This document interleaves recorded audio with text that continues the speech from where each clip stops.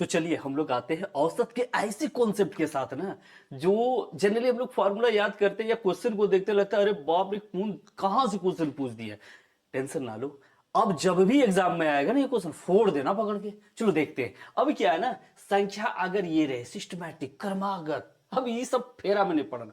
अगर अरेंज वे में रहे तो आप क्या देखोगे ना, इसके औसत, औसत को ही हम लोग बोलते हैं मध्य। क्या बोलते हैं? मध्य या बीच। कहेगा मध्यमान या बीचमान में या कुछ भी।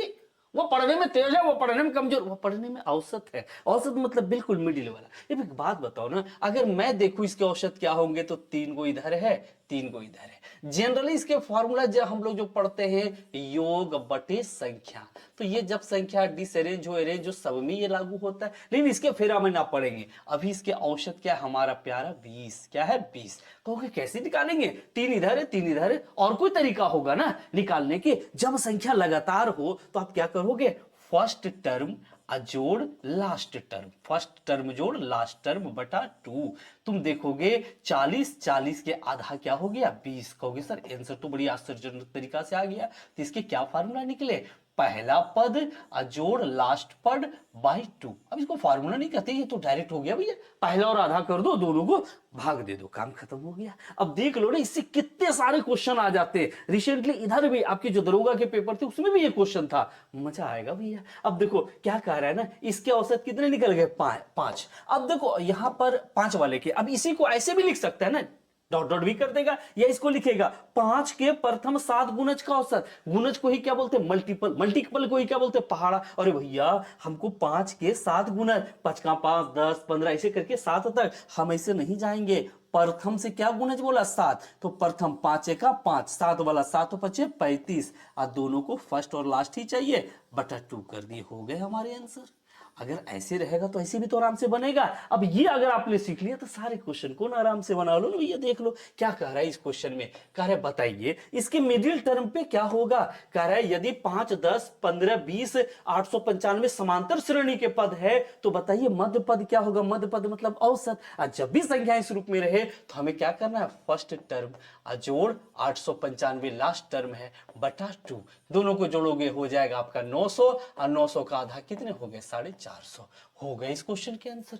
कहीं लग रहा है हम लोगों ने कोई मेहनत करा? बिल्कुल नहीं करा। अब देखो अगला क्वेश्चन क्या कह रहा है, एकदम मजा आ जाएगा ना आप लोग को। देखो क्या कह रहा है, 3 के प्रथम 9 गुणज, ना जाने कितने बार पूछ दिया है पहाड़ा वाला। 3 के प्रथम 9 गुणज, हमें पहला चाहिए और कौन चाहिए? 9 वाला। 3 के प्रथम गुणज, 3 का 3, 9 गुणज 9 सत्ते 9 तिया 27 बटा 2, यानी 27 और 3 30, 30 का आधा कितने हो गए? 15।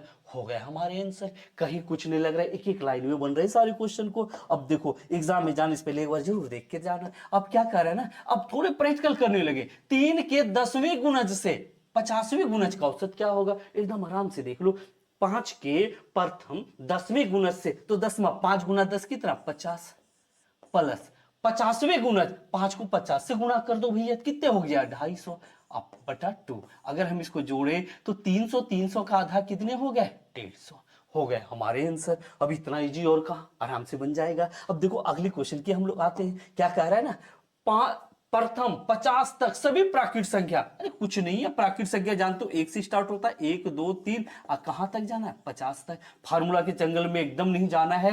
1 + 50 का आधा यानी 51 का आधा, और 51 का आधा क्या होगा? 25.5। हो गए हमारे आंसर। रखने की कोई जरूरत नहीं है कि n + 1/2 करे, ये सब और टाइम बर्बादी करेगा। अब यहां पर क्या पूछ दिया आपसे, तनी देख लो इस क्वेश्चन में। कह रहा है प्रथम 50 तक सभी पूर्ण संख्या का औसत। 50 तक पूर्ण संख्या, जानते हो पूर्ण संख्या कहां से स्टार्ट होता है? 0, 1, 2 से लेके कहां तक जाना है? 50 तक। तो 0 + 50 का क्या हो जाएगा? आधा, यानी 50 का आधा कितने हो गए? 25। अगर इस पे वीडियो अगर अच्छा लगे, आपको कुछ समझ में आए, तो एक प्यारा सा कमेंट करना भैया। और आराम से ना कुछ अगर और भी चीजों को चाहिए एग्जाम से रिलेटेड कोई भी चैप्टर के, तो आप कमेंट करना, मैं उस पर जरूर बना के आपको दूंगा।